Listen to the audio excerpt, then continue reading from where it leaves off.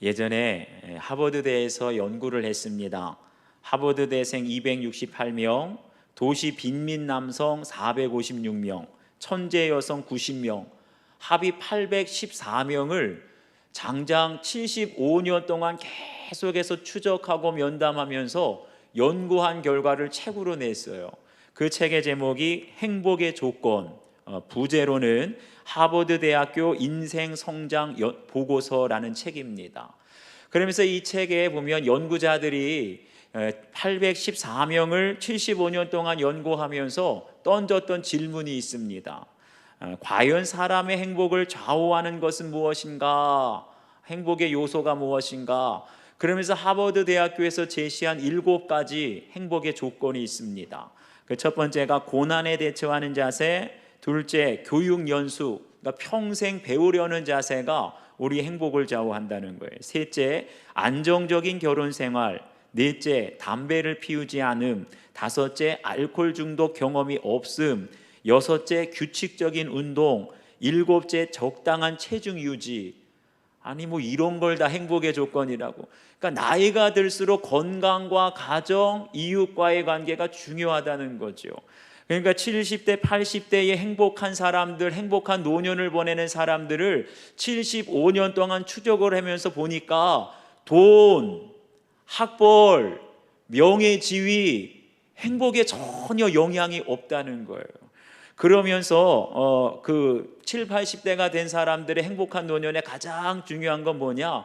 이 7가지 요소를 50대에 갖추었느냐 안 갖추었느냐. 그러니까 50대에 7가지 요소를 갖춘 사람은 결국 7, 80대까지 쭉 유지가 되더라는 거예요. 그러면서 제가 이 책을 읽으면서 한 가지 깨달은 건 뭐냐 하면 우리의 인생의 행복은 어떤 특정한 순간에 뭐 유년 시절, 청소년, 청년 시절, 중년 시절 그때 결정되는 게 아니라는 거예요. 결국 마지막까지 노년까지 가봐야 알 수 있다는 겁니다. 오늘 성경에도 보니까 나중된 자로서 먼저 되고 먼저 된 자로서 나중되리라. 천국 가봐야 안다는 겁니다. 오늘 주신 말씀을 통해서 나중된 자와 먼저 된 자라는 제목으로 과연 우리에게 주신 하나님의 은혜가 무엇인가를 깨닫게 되길 축원합니다. 첫 번째는 영혼 구원을 위해 마지막 순간까지 나가야 합니다. 우리 1절과 2절 말씀을 함께 읽겠습니다. 1절, 2절 시작. 천국은 마치 품꾼을 얻어 포도원에 들여보내려고 이른 아침에 나간 집주인과 같으니 그가 하루 한 데나리온씩 품꾼들과 약속하여 포도원에 들여보내고.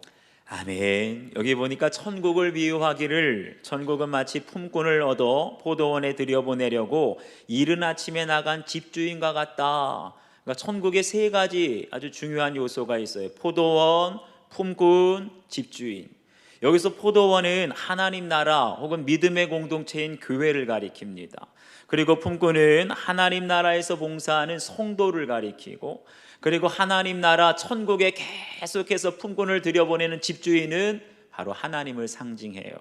그런데 오늘 말씀 3절부터 5절까지를 보면 이 집주인은 품꾼을 구하기 위해서 장터에 나가게 되는데 이른 아침 새벽에 한 번만 나가는 것이 아니라 여기 보니까 제3시에, 제6시에, 제9시에 계속 나가서 그 장터에서 품꾼을 구했다는 거예요.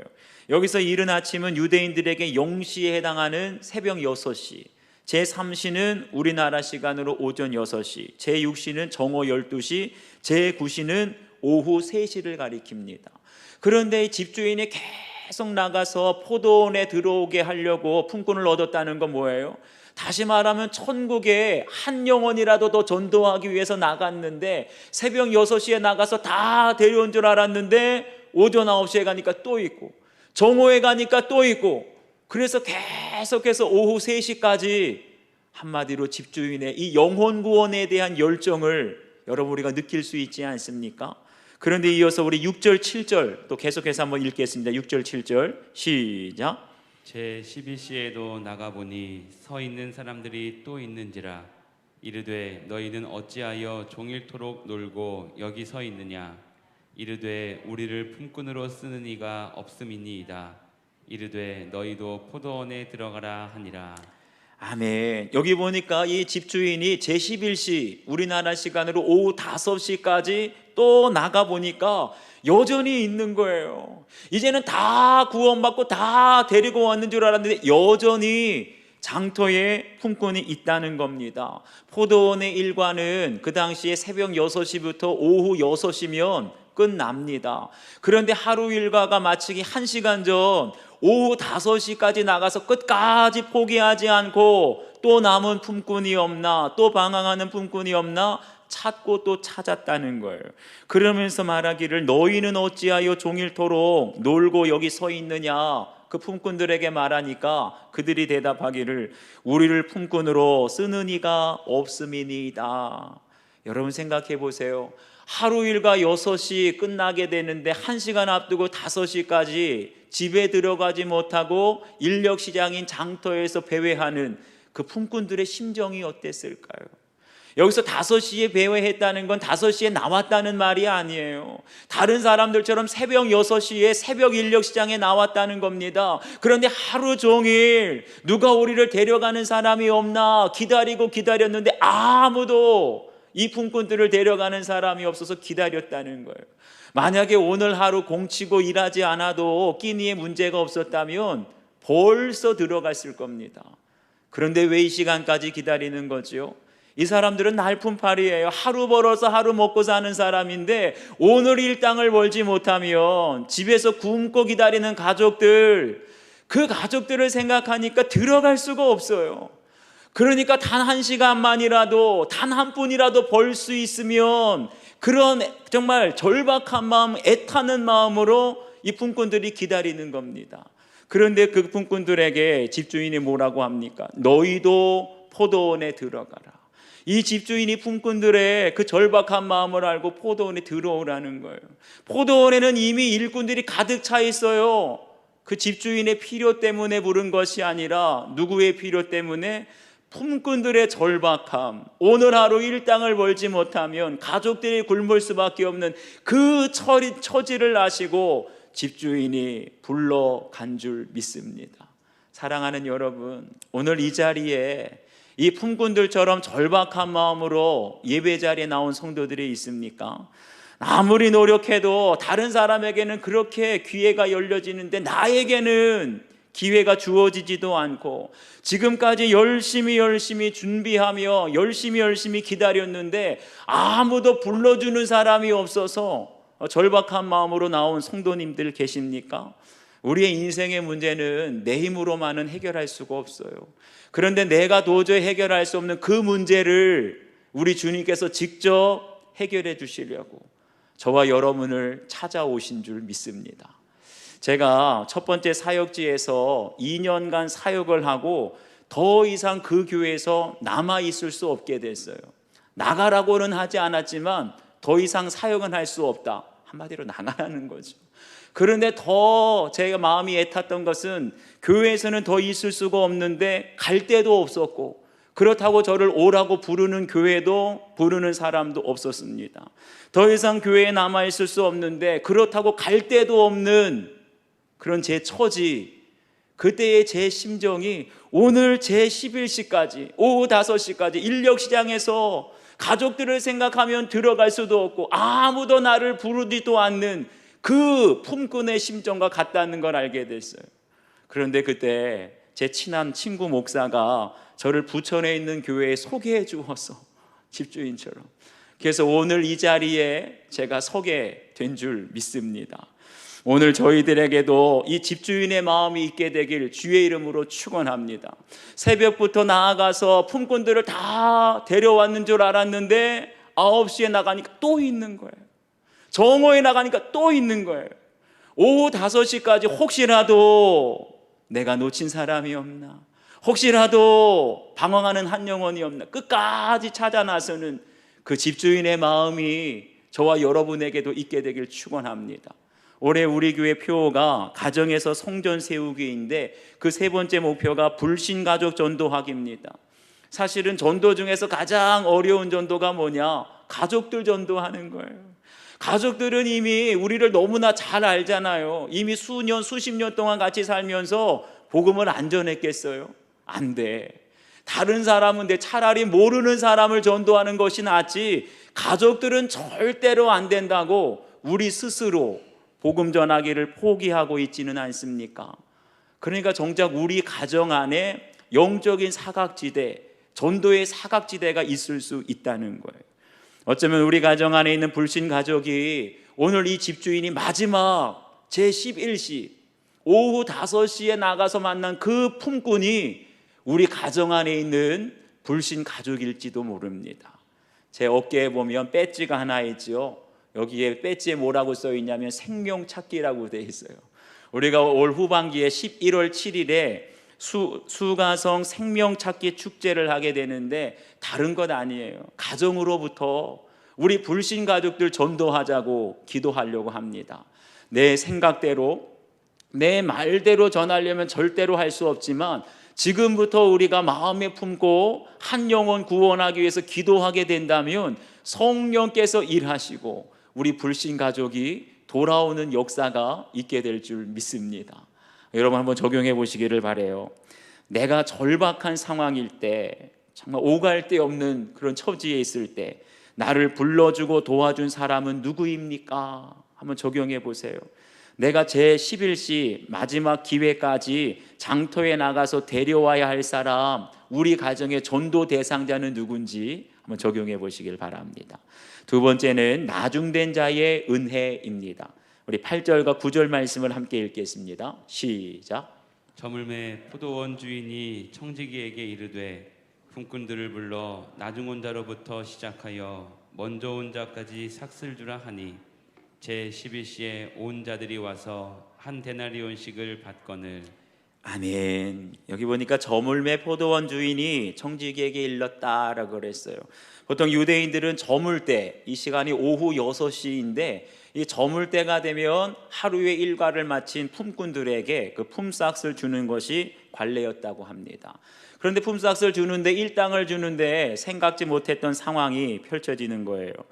나중 온 자로부터 시작하여 먼저 온 자까지 삭슬 주라 하니 제11시에 온 자들이 와서 한 데나리온씩을 받거늘. 여러분 보통 직장에 가거나 어디를 가거나 일당을 주거나 월급을 줄 때 누구부터 줘요? 우리나라는 유교 문화가 강하기 때문에 장유 유서 다 순서가 있어요. 누가 먼저 입사했느냐, 누가 먼저 승진했느냐, 먼저 된 사람을 주는 게 우리나라 순서인데, 근데 오늘 말씀 보니까 집주인이 누구부터 줘요? 나중 온 자, 맨 마지막에 와서 1시간밖에 일하지 않은 이 사람에게 먼저 한 데나리온의 품삯을 줍니다. 그런데 10절을 보니까 먼저 온 자들이 어떻게 돼요? 똑같이 한 데나리온을 받게 되는 거예요. 먼저 온 자나 나중 온 자나 한 데나리온을 받게 됐다는 것이 무슨 뜻일까요? 지금 이 사람들은 다 포도원 천국에 들어가게 됐는데, 우리가 천국에 들어가게 되는 상급, 구원의 상급은 먼저 된 자나 나중 된 자나 똑같이 한 데나리온인 줄 믿습니다. 저희들 중에도 보면 젊어서 일찍 믿은 사람도 있어요. 그런가 하면 나이 들어서 늦게 믿은 사람도 있고, 심지어 어떤 분은 죽기 직전에 병상에서 영접기도 받고 구원받은 사람도 있습니다. 바로 성경에 나오는 예수님 십자가 우편에 있는 강도가 그런 사람이죠. 이 강도는 평생 성경 읽어본 적도 없고 저희들처럼 뭐 새벽 예배, 제자 양육 한 번 받아본 적도 없어요. 다만 죽기 직전에 십자가에서 예수님을 만났을 뿐인데, 그런데 예수님이 뭐라고 말씀하십니까? 네가 오늘 나와 함께 낙원에 있으리라. 할렐루야. 여러분, 우리에게 주시는 메시지가 있어요. 구원은 우리의 수고와 노력으로 얻는 것이 아니라 전적인 하나님의 은혜로 받는 것인 줄 믿습니다.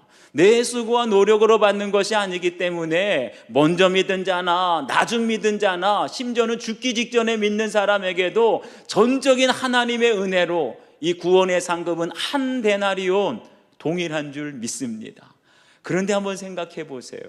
똑같이 우리가 구원을 받는데 왜 누구는 새벽 6시에 포도원으로 불려가고 왜 누구는 오후 5시가 되도록 아무도 데려가지 않는 것일까?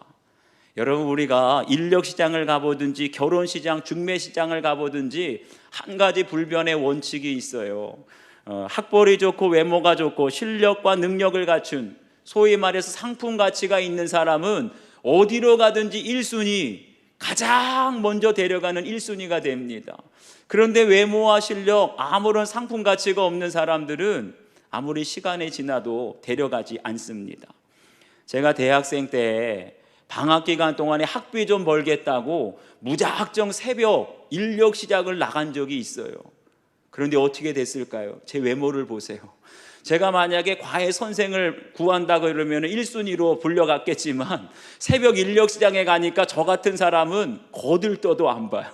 거기서도 인부를 데려가는 그 반장이 보면 한눈에 압니다. 이 사람이 일을 잘하게 생겼나, 일할 경험이 있나, 기술이 있나 없나, 초짜인가 다 알아봐요. 인력시장에서 제일 먼저 불려가는 사람은 힘 있는 사람, 기술이 있는 사람, 또 잔뼈가 굵고 경험이 있는 사람 제일 먼저 불려가는 거예요. 그런데 오후 5시가 되도록 아무도 데려가지 않았다는 건 뭘 말할까요? 저 같은 사람이라는 거예요. 외모로 보나 힘으로 보나 경력으로 보나 상품 가치가 없고 별 볼 일 없는 사람 아무도 데려가지 않아요. 그런데 그런 사람이 우리 가정에도 있지 않습니까?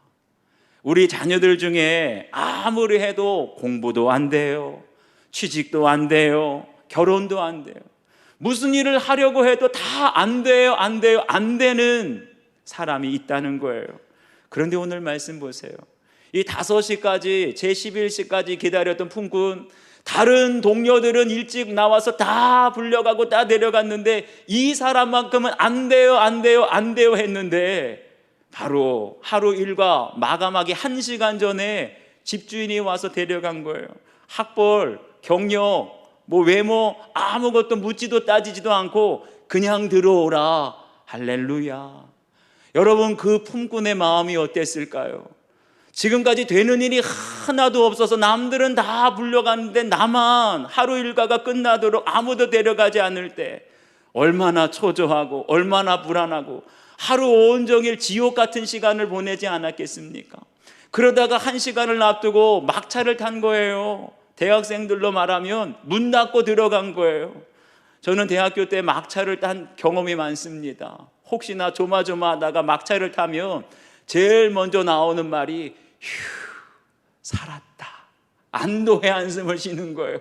그런 것처럼 이 사람도 막차를 타고 1시간 전에 들어갔으니 얼마나 기쁘고 감격스럽고 안도의 한숨을 쉬었겠습니까? 우리가 여기서 알아야 될 것이 있어요. 우리 각자에게는 하나님이 정하신 시간, 하나님의 때가 있다는 것을 믿으시기를 바랍니다. 각 사람마다 다 달라요. 어떤 사람은 여기 보니까 새벽 6시에 불렀다는 건 유년 시절에 우리를 불렀다는 거예요. 교회에서도 보면 아주 어린 시절부터 교회와 학교에서 두각을 나타내는 그런 사람들이 있습니다. 그런가 하면 9시에 부른 사람, 청소년 시절에, 중고등학교 시절에 아주 두각을 나타내고 빛을 발하는 사람이 있어요. 그런가 하면 어린 시절에도, 청소년 시절에도 잠잠하고 조용하게 지내다가 청년이 되어서야 선교 다니면서, 직장에 다니면서 아주 올곧은 믿음으로 인생의 피크, 빛을 발하는 사람이 있어요. 그런가 하면 어떤 사람은 20대, 30대 지나고 40대, 50대가 되도록 조용하다가 오후 3시 중년에 이르러서야 저 사람은 저렇게 끝나나 보다 했는데 오히려 중년 때 누구보다 더 열심히, 누구보다 더 뜨겁게 그렇게 봉사하는, 쓰임받는 인생이 있습니다. 그런가 하면 어떤 사람은 이제 인생이 다 마무리될 노년, 이제는 끝났다, 우리 인생도 저물어 간다 하는 오후 5시, 남들은 다 인생을 마무리 정리하고 있는데 오히려 그때 주님 만나서, 주님 부르심을 받아서 지금까지 불태우지 못했던 인생을 불태우면서 하나님 영광을 나타내는 인생도 있는 줄 믿습니다. 여러분, 이 모든 시간은 누가 정해요? 하나님의 주권에 속했다는 것을 믿으시기 바랍니다. 나는 왜 이렇게 일찍 부르셨나요? 나는 왜 이렇게 늦게 부르셨나요? 따질 수가 없어요. 우리 각자에게는 하나님의 정하신 때가 있을 따름입니다. 혹시나 여러분 가정에 오후 5시가 되도록 제 11시가 되도록 아무에게도 쓰임받지 못하는 그런 자녀, 배우자가 있습니까? 지금까지 네 인생은 왜 이렇게 안 돼? 네 인생은 왜 이렇게 실패만 있어? 그런 눈으로 바라보았다면 이제는 주님의 주권, 주님의 관점으로 바라볼 수 있기를 바랍니다. 지금까지는 안 되는 인생, 인생의 악순환을 거듭하는 자녀인 줄 알았는데 그 자녀들에게 오늘 말씀을 통하여서 너에게도 하나님의 때가 있어. 어떤 사람은 6시, 9시, 정오 12시, 3시에 불렀지만 너에게는 하나님이 오후 5시에 부르시는 때가 있어. 그때까지 참고 기다리자는 해석과 적용을 해야 할 줄 믿습니다. 그래서 우리 각자에게 정하신 하나님의 때를 믿고 기다리게 되면 아무도 상상하지 못했던 나중된 자의 은혜를 우리도, 우리 자녀들도 누리게 될 줄 믿습니다. 앞에서 말씀드렸던 행복의 조건이라는 책을 읽으면서 제가 개인적으로 느낀 것이 있어요. 그게 뭐냐 하면 우리 인생의 출발점이 결코 공평하지 않다는 거예요. 우리 모든 사람들 출발할 때부터 공평하지가 않아요.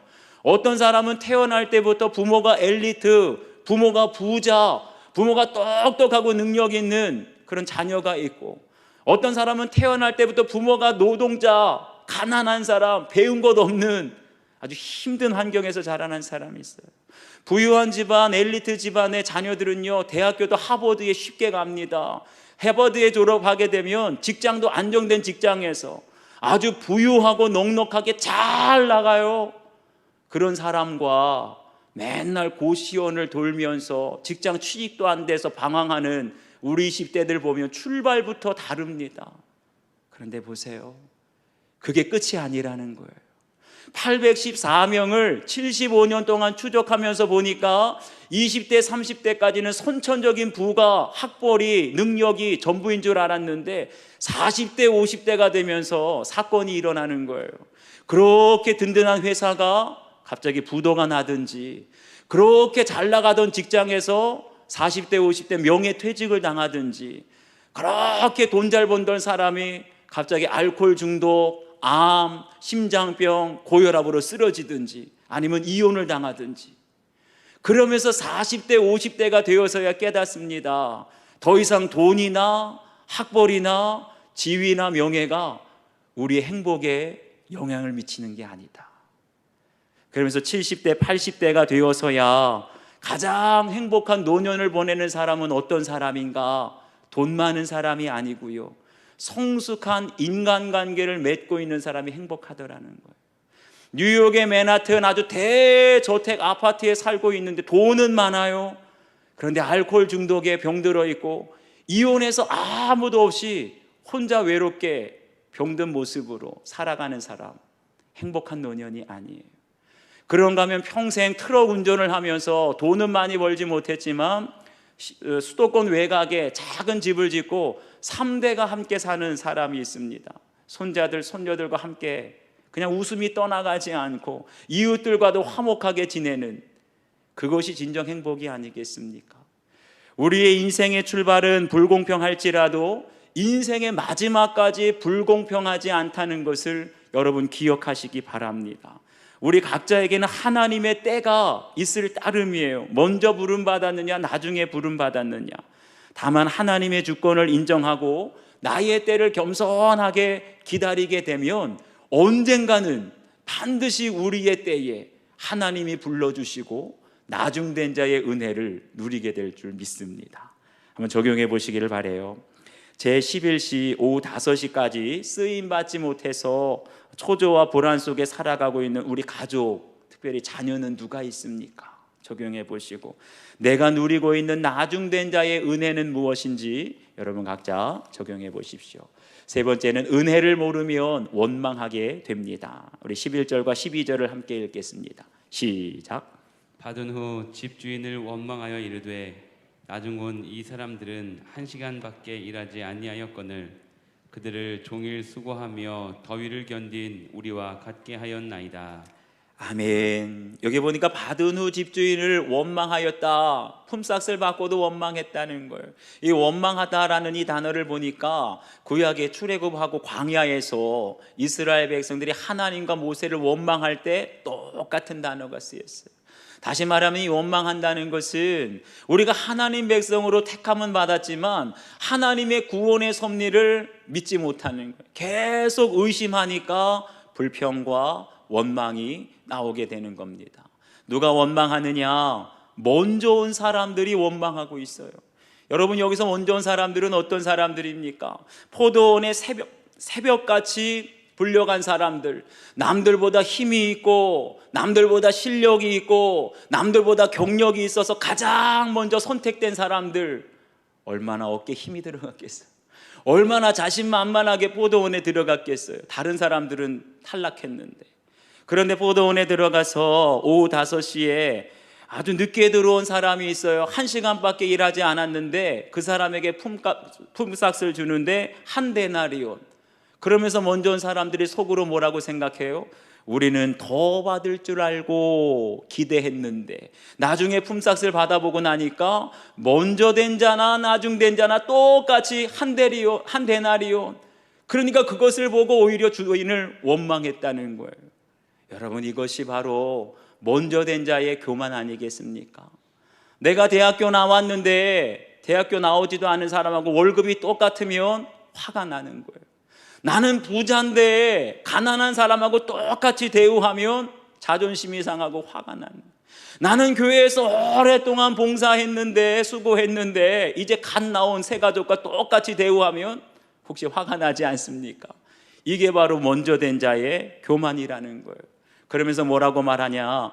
나중은 이 사람들은 1시간밖에 일하지 아니하였거늘 그들을 종일 수고하며 더위를 견딘 우리와 같게 하였나이다. 한마디로 무슨 뜻이에요? 12시간 일한 사람과 1시간 일한 사람 똑같이 일당을 주고 품삯을 주면 부당하오며 부당하다는 거예요. 그러면서 우리에게 일한 만큼 12시간 일한 만큼의 정당한 보상을 해달라. 이게 요구사항이에요. 여러분, 틀린 말 있습니까? 없습니까? 전혀 없어요. 이 사람들이 내세우는 공의는 굉장히 합리적이에요. 논리적이에요. 현실적입니다. 그런데 여기에 대해서 집주인이 자기는 잘못한 것이 전혀 없다고 단호하게 말하는 거예요. 이유가 뭡니까? 13절을 보면 네가 나와 한 데나리온의 약속을 하지 아니하였느냐? 집주인이 새벽에 나가서 이 품꾼들과 새벽같이 포도원에 데리고 올 때 근로계약서를 썼어요. 요즘에 근로계약서 안 쓰면 큰일 납니다. 근로계약서에 분명히 쓰기를 2절에 보면 뭐라고 나오냐? 하루에 한 데나리온씩 약속했다는 거예요. 오늘 하루 일당은 한 데나리온이다. 그러니까 새벽에 데려올 때도 너희들에게 한 데나리온 약속을 하고 계약서를 쓰고 데려왔는데 나는 부당한 것도 없고 불공평하게 대한 적도 없다 말한 거예요. 그러면서 14절을 보면 나중은 이 사람에게 너와 같이 주는 것이 내 뜻이니라. 먼저 온 사람에게는 계약한 대로 정의대로 한 데나리온을 주고 나중 온 사람에게 너희와 똑같이 주는 것은 내가 호의를 베푸는 것, 선한 뜻이라는 거예요. 여러분 생각해 보세요. 12시간 일한 사람에게 한 데나리온 하루 일당입니다. 오늘날로 5만 원이라고 생각해 보세요. 그러면 1시간 일한 사람에게는 12분의 1, 5만 원에 10분의 1이라고 해도 5천 원밖에 안 되는데 하루에 5가족, 6가족이 먹고 살려면 최소한 5만 원이 필요한데 1시간밖에 일 안 했다고 5천 원 주면 그 가족들 풀칠할 수 있겠어요? 없겠어요? 안 되잖아요. 5천 원으로는 먹고 살 수가 없잖아요. 그러니까 주인이 바로 그 5시 제11시에 들어온 품꾼을 불쌍히 여기고 당신도 늦게 들어왔지만 가족들이 있으니 부양 가족들이 있으니 최소한 먹고 살라고 한 데나리온을 준 것입니다. 여러분, 이것이 바로 하나님의 사랑의 법, 긍휼의 법인 줄 믿습니다. 오늘날 우리 사회를 보세요. 우리는 사회를 보면 곳곳에서 정의와 공의를 부르짖는 사람들이 많아요.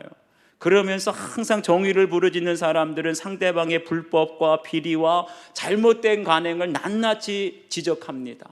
그런데 보세요. 지금까지 살아오면서 이렇게 정의와 공의를 외치는 시대가 없었는데, 그러면 우리 사회가 지금 변화된 게 있나요? 나아진 게 있나요? 그렇게 정의를 외치고 그렇게 공의를 외치는데 오히려 사회 곳곳에 갈등은 더 심해졌다는 거예요. 이유는 무엇이냐? 바로 사랑이 없는 공의만 외치고 있기 때문입니다. 공의의 법도 중요하지만 사랑이 없는 공의는 사람을 죽이는 것과 같아요. 바로 이 공의는 우리 안에 잘못된 것, 불의한 것을 제거하는 수술과도 같습니다. 제가 예전에 한번 말씀드린 것처럼 암 환자에게 암세포를 암덩어리를 제거하는 수술이 바로 공의와도 같아요. 그런데 암 환자를 수술할 때, 암덩어리를 제거할 때 수술하는 것보다 더 중요한 것이 뭐라 그랬죠? 생명을 살리는 거예요. 암덩어리를 제거하다가 환자가 죽으면 수술하는 게 맞습니까? 틀립니까? 아무리 암덩어리가 나쁘더라도 수술하다가 환자가 죽으면 아무 소용이 없는 거예요. 그러니까 수술하기 전에 환자를 살릴 수 있느냐 없느냐, 이거를 먼저 고려해야 되는 거예요. 환자의 암세포를 제거하는 것이 공의라고 한다면 환자의 생명을 살리는 건 사랑이라고 할 수가 있어요.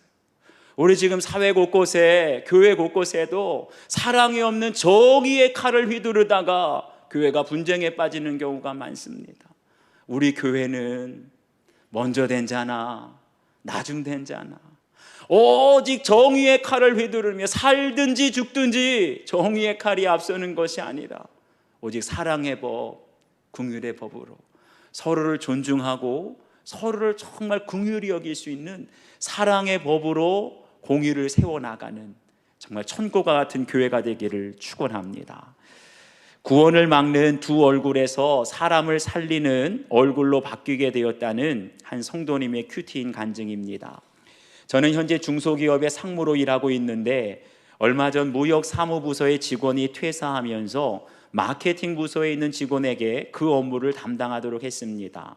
그 직원이 경력직이기에 충분히 감당할 수 있으리라고 판단했는데 며칠 후 여기저기서 문제가 발생했습니다. 그런 실수가 빈번해지자 보다 못한 저는 결국 많은 직원들 앞에서 그를 심하게 나무라며 모욕감을 주었는데, 이런 일이 몇 번 반복되자 그 직원은 제 앞에서 울음을 터뜨렸습니다.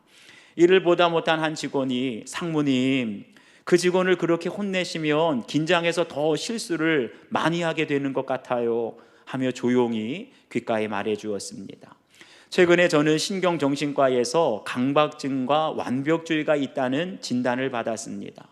저는 하나님을 믿는다고 하면서도 주님을 신뢰하기보다는 내 생각과 내 방식이 옳다는 편견에 오랫동안 사로잡혀 살아왔는데, 저희의 이런 성향으로 그간 가족과 직원들은 물론이고 교회 공동체 지체들까지 숨막히게 해왔음이 깨달아지며 회개가 터져 나왔습니다. 무엇보다 직원들에게 환하게 웃는 얼굴로 큐티책을 건네주면서도 정작 제 삶은 전혀 복음적이지 않은 저희의 이중적인 모습에 그동안 직원들이 얼마나 힘들었을까 하는 생각이 들었습니다. 이 부분에서 저도 많이 찔리고 회개가 되었습니다. 그래서 회의 시간에 그 직원에게 공개적으로 사과한 뒤 업무를 재조정해 주었습니다. 저의 고정관념과 독선으로 누군가를 구원해서 멀어지게 할 수 있다는 사실을 늘 가슴에 새기며 이제는 구원을 가로막는 두 얼굴이 아닌 사람을 살리는 얼굴로 살아갈 수 있기를 기도합니다. 이분의 적용은요, 많은 직원 앞에서 한 사람을 훈계하는 습관을 고치겠습니다. 정의의 법으로 본다면 맞지요. 잘못된 직원을 지적하고 혼을 내고 고치는 게. 그렇지만 그래서 만약에 그 영혼이 죽게 된다면 그 정의가 무슨 소용이 있겠어요?